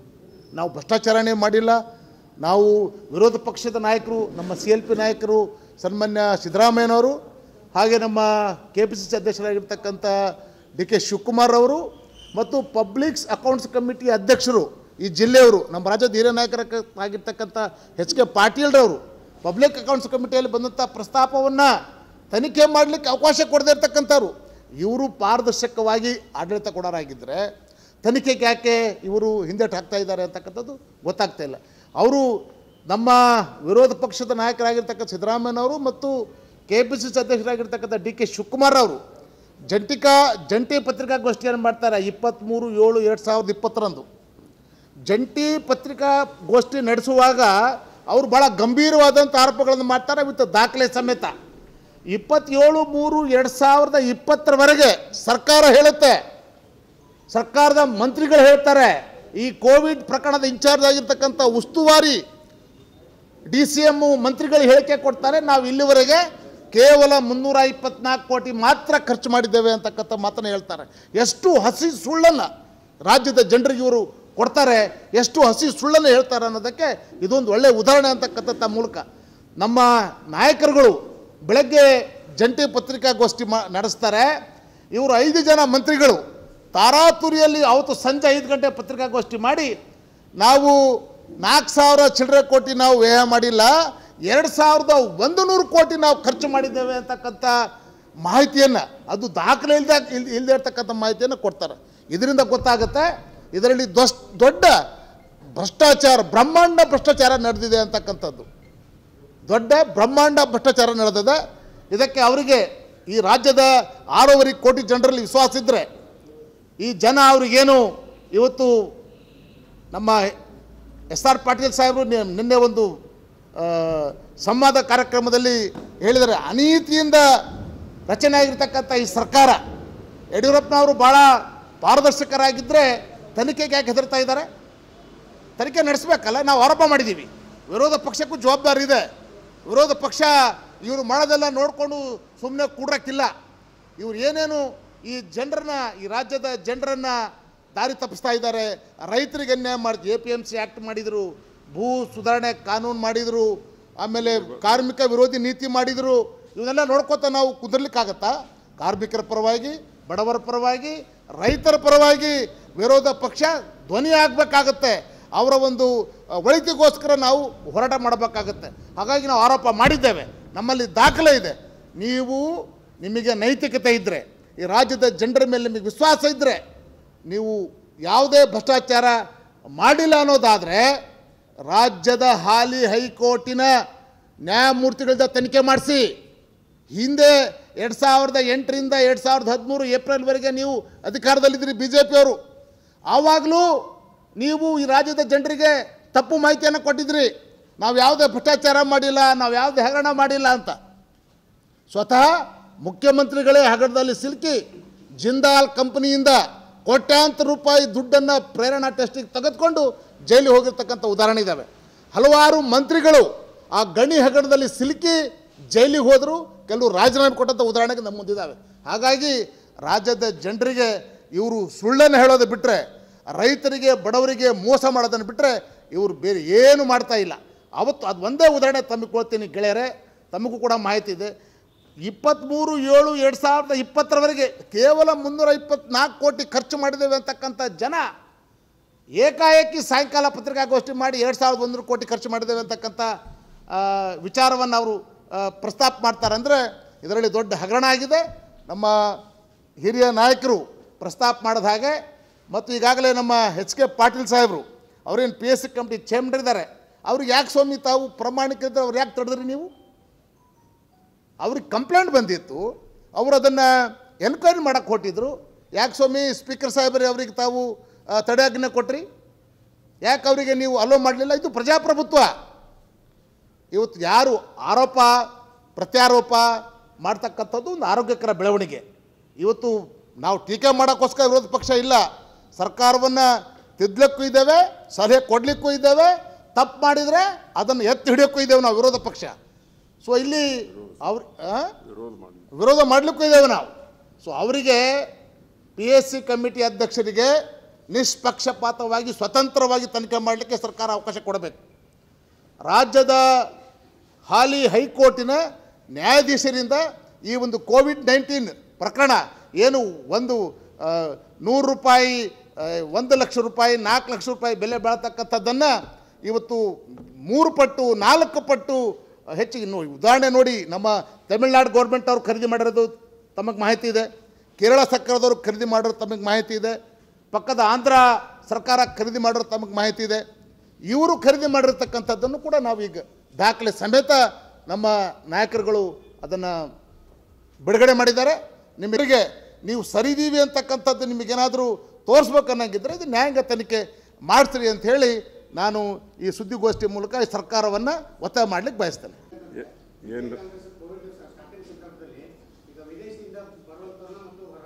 ಏನು ಹೇಳಿದೆ ನಿಮ್ಗೆ ಅರ್ಥ ಆಯಿತು ಇಲ್ಲೋ? ಅವರು ವಿದೇಶದಿಂದ ಯಾರು ಬಂದಿದ್ದಾರೆ ವಿರೋಧ ಇಲ್ಲ, ಅವ್ರನ್ನ ಕರ್ಕೋಬೇಡ ಅಂತ ಹೇಳಿಲ್ಲ. ಇನ್ಸ್ಟಿಟ್ಯೂಷನಲ್ ಕ್ವಾರಂಟೈನ್ ಮಾಡ್ರಿ ಅಂತ ಹೇಳಿ 14 ಡೇಸ್ ಇನ್ಸ್ಟಿಟ್ಯೂಷನಲ್ ಕ್ವಾರಂಟೈನ್ ಮಾಡಿ, ಯಾರಿಗೆ ಸಿಂಪ್ಟಮ್ ಇಲ್ಲ ಆರೋಗ್ಯವಂತರಿದ್ದಾರೆ ಅವ್ರ ಮನೆಗೆ ಕಳಿಸ್ರಿ. ಆಕಸ್ಮಿಕ ಸಿಂಪ್ಟಮ್ ಇತ್ತು ಅಂದರೆ ಸ್ವಾಬ್ ಟೆಸ್ಟ್, ಎಲ್ಲರಿಗೆ ಸ್ವಾಬ್ ಟೆಸ್ಟ್ ಮಾಡಿ ಯಾರು ಪಾಸಿಟಿವ್ ಅದಾರ ಅವ್ರನ್ನ ಹಾಸ್ಪಿಟ್ಲಿಗೆ ಅಡ್ಮಿಟ್ ಮಾಡಿರಿ ಅಂತ ಹೇಳಿದೆವು. ಇಲ್ಲ ಇಲ್ಲ ಇಲ್ಲ ಇಲ್ಲ ಜನವರಿ 30ಕ್ಕೆ ಮೊದಲನೇ ಕೇಸು ಫೈಂಡ್ ಔಟ್ ಆಯಿತು. ಕೇರಳ ಕಾಸರಗೋಡು ಅಂದ್ರೆ ಮಂಗಳೂರಿಗೆ ಅಟ್ಯಾಚ್, ನಮ್ಮ ಪಕ್ಕದ ಮನೆ ಇದ್ದಂಗೆ ಅದು. ಇಡೀ ದೇಶದಾಗ ಮೊದಲನೇ ಕೇಸ್ ಆಗಿದ್ದು ಜನವರಿ 30ಕ್ಕೆ. ಅದಕ್ಕೆ ಮೊದಲ ಹುವಾನ್ ಸಿಟಿ, ಚೈನಾ ದೇಶದ ಹುವಾನ್ ಸಿಟಿಯಲ್ಲಿ ದೊಡ್ಡ ಪ್ರಮಾಣದಲ್ಲಿ ಈ ಕೋವಿಡ್-19 ಪ್ರಕರಣಗಳಿದ್ದು ಅದೆಲ್ಲ ನಮ್ಮ ರಾಜ್ಯದ ಆಡಳಿತ ಸೂತ್ರ ಹಿಡಿದಂಥ ಪ್ರಧಾನಮಂತ್ರಿಗಳಿಗೆ ಮತ್ತು ರಾಜ್ಯದ ಆಡಳಿತ ಸೂತ್ರ ಹಿಡಿದಂಥ ನಮ್ಮ ಮುಖ್ಯಮಂತ್ರಿಗಳಿಗೆ ಗುರ್ತಿರಬೇಕು. ಫೋರ್ಸೈಟ್ ಈಗೇನು 6.5 ಕೋಟಿದು ಏನಿದೆಯಲ್ಲ ಅದು ಒಂದು ಕುಟುಂಬ ಇದೆ ಕರ್ನಾಟಕ. ಅದರ ಮುಖ್ಯಸ್ಥರು ಯಾರು? ಯಡಿಯೂರಪ್ಪನವರು. 138 ಕೋಟಿ ಜನಸಂಖ್ಯೆ ಒಂದು ಕುಟುಂಬ ಭಾರತ ದೇಶದ್ದು, ಅದರ ಮುಖ್ಯಸ್ಥರು ಅದರ ಯಜಮಾನರು ಪ್ರಧಾನಮಂತ್ರಿಗಳು. ನಮ್ಮ ರಾಜ್ಯದ ನಮ್ಮ ರಾಷ್ಟ್ರದ ಜನತೆಯ ಆರೋಗ್ಯ ಕಾಪಾಡುವಂಥ ಕೆಲಸ ಅವ್ರದ್ದು. ಮುಂದೋರಣೆ ಇಟ್ಕೊಂಡು ಫೋರ್ಸೈಟ್ ಇಟ್ಕೊಂಡು ಇವತ್ತು ದೇಶದಲ್ಲೇ ಬಂದಿದೆ ಕೋವಿಡ್-19 ಮೊದಲನೇ ಪ್ರಕರಣ. ಫೆಬ್ರವರಿ 1ಕ್ಕೆ ಅವರು ಎಷ್ಟು ಜನ ಬರ್ತಾರೆ ಆಯಿತು, ಈ ನೆಲದ ಮಕ್ಕಳ ಬರಲಿ, ವೆಲ್ಕಮ್. ಅವ್ರನ್ನ ಇನ್ಸ್ಟಿಟ್ಯೂಷನಲ್ಲಿ ಕ್ವಾರಂಟೈನ್ ಮಾಡಿ 14 ದಿವಸದಲ್ಲಿ ಇನ್ಸ್ಟಿಟ್ಯೂಷನಲ್ಲಿ ಕ್ವಾರಂಟೈನ್ ಮಾಡಿ ಅವರು ಸ್ವ್ಯಾಬ್ ಟೆಸ್ಟ್ ಮಾಡಿ, ಗಂಟಲ ದ್ರವ ಟೆಸ್ಟ್ ಮಾಡಿ ಅವ್ರು ಆರೋಗ್ಯವಂತಿದ್ರೆ ಕಳಿಸ್ಕೊಡ್ಲಿ. ಇವ್ರು ಎಲ್ಲರನ್ನೂ ಮನೆಗೆ ಕಳಿಸಿದ್ದಾರೆ. ನಮ್ಮ ರಾಜ್ಯದಾಗ 4.5 ಲಕ್ಷ ಜನ, ನಮ್ಮ ರಾಜ್ಯದಷ್ಟೇ ಹೇಳ್ತೇನೆ ನಾನು, ಕರ್ನಾಟಕದಲ್ಲಿ ಅಂತಾರಾಷ್ಟ್ರೀಯ ವಿಮಾನ ನಿಲ್ದಾಣಕ್ಕೆ ವಿದೇಶದಿಂದ ಬಂದವರು 4.5 ಲಕ್ಷ ಜನವರಿಯಲ್ಲಿ, ಫೆಬ್ರವರಿಯಲ್ಲಿ 3.5 ಲಕ್ಷ. ಮುಖ್ಯಮಂತ್ರಿಗಳು ಸರ್ವಪಕ್ಷ ಸಭೆ ಕರೆದಾಗ ನಾನು ಹೋಗಿದ್ದೆ ಮೇಲ್ಮನೆ ಪ್ರತಿಪಕ್ಷದ ನಾಯಕನಾಗಿ. ಆವಾಗ ಆಗಲೇ 18,000 ಜನ ಬಂದಿದ್ರು. ಯಾರನ್ನೂ ಕ್ವಾರಂಟೈನ್ ಮಾಡಿಲ್ಲ, ಹುಡುಕಾಕತ್ತಿದ್ರು. ಇದು is it not the duty of a government who is to protect the health of the people of Karnataka? It's the duty of a chief minister, it's the duty of the present government. ಈ ದೇಶದ ಪ್ರಧಾನಮಂತ್ರಿಗಳು ಈ ದೇಶದ 138 ಕೋಟಿಯ ಆರೋಗ್ಯದ ಬಗ್ಗೆ ಲಕ್ಷ್ಯ ಇಡಬೇಕು. ಇದು ಮುಂದುವರಣೆ ಆಗುತ್ತೆ. ಟ್ರಂಪ್ ಅವರು ಬರ್ತಾರೆ ಅಂತೇಳಿ ಮುಂದೆ ಹಾಕಿದ್ರು. ಮಧ್ಯಪ್ರದೇಶದ ಚುನಾಯಿತ ಸರ್ಕಾರ ಕೆಡಿಬೇಕಂತೇಳಿ ಮುಂದೆ ಹಾಕಿದ್ರು. ಇದಕ್ಕೆ ಯಾರು ಹೊಣೆಗಾರರು? ಈ ರೀತಿಯಾಗಿ ಇವತ್ತು ನೋಡಿ, ಆಮೇಲೆ ತಬ್ಲಿಕ್ ಜಮಾಯತ್ಗೆ ಇಸ್ತಮಾಕ್ಕೆ ದೆಹಲಿಯಲ್ಲಿ, ಅದೇ ಮಹಾರಾಷ್ಟ್ರದಲ್ಲಿ ಕೇಳಿದ್ರು ಅವರು, ಬಾಂಬೆದಲ್ಲಿ ನಾವು ಇಸ್ತಮಾ ನಡೆಸ್ತೇವೆ ಅಂತೇಳಿ. ಮಹಾರಾಷ್ಟ್ರದ ಮುಖ್ಯಮಂತ್ರಿ ಹೇಳಿದರು, ಇಲ್ಲ ಕೋವಿಡ್-19 ಭಾಳ ವ್ಯಾಪಕವಾಗಿ ಹಬ್ಲಿಕ್ಕೆ ಹತ್ತಿದೆ, ನಾ ಪರವಾನಗಿ ಕೊಡೋದಿಲ್ಲ ಅಂತ ಹೇಳಿದರು. ಇವತ್ತು ದೆಹಲಿಯಲ್ಲಿ ಪರವಾನಗಿ ಕೊಟ್ಟವರು ದೆಹಲಿ ಪೊಲೀಸರು ನಿಲ್ಲಿಸ್ಬೋದಾಗಿತ್ತು. Delhi police they are working right under the nose of home minister mister Amit Shah. ನಿಲ್ಲಿಸ್ಬೋದಾಗಿತ್ತಲ್ಲ. ಇವತ್ತು 42 ರಾಷ್ಟ್ರದಿಂದ ಡೆಲಿಗೇಟ್ಸ್ ಬಂದ್ರೆ ಅಲ್ಲಿ ಅವ್ರಿಗೆ ವೀಸಾ ಕೊಡೋದೇನು? ಕೇಂದ್ರ ಸರ್ಕಾರದವ್ರು ವೀಸಾ ಕೊಟ್ಟಿದ್ದಾರೆ, ಆ ವೀಸಾ ನಿರಾಕರಣೆ ಮಾಡ್ಬೋದಾಗಿತ್ತಲ್ಲ. ಇದೆಲ್ಲದಕ್ಕೂ ಹೊಣೆಗಾರರು ಕೇಂದ್ರ ಸರ್ಕಾರ, ರಾಜ್ಯ ಸರ್ಕಾರಗಳು. ಇವತ್ತು ದೇಶದಲ್ಲಿ ಇಷ್ಟು ಆರ್ಥಿಕ ಸ್ಥಿತಿ ಹಾಳಾಗೋದ್ರ ಜೊತೆಗೆ GDP ಮೈನಸ್ಸಿಗೆ ಹೋಗಕ್ಕೆ ಯಾರು ಕಾರಣ ಅಂದರೆ ಈ ದೇಶದ ಆಡಳಿತ ಸೂತ್ರ ಹಿಡಿದಂಥ ಗೌರವಾನ್ವಿತ ಪ್ರಧಾನಮಂತ್ರಿಗಳಂತ ಶ್ರೀಮಾನ್ ನರೇಂದ್ರ ಮೋದಿ ಅವರು, ಅದೇ ರೀತಿ ಕರ್ನಾಟಕ ರಾಜ್ಯದ ಆಡಳಿತ ಸೂತ್ರ ಹಿಡಿದಂಥ ಈ BJP ಸರ್ಕಾರ ಅಂತೇಳಿ ನಾನು ಖಡಾಖಂಡಿತವಾಗಿ ಹೇಳಲಿಕ್ಕೆ ಇಚ್ಛೆ ಮಾಡ್ತಾ ಇದ್ದೀನಿ.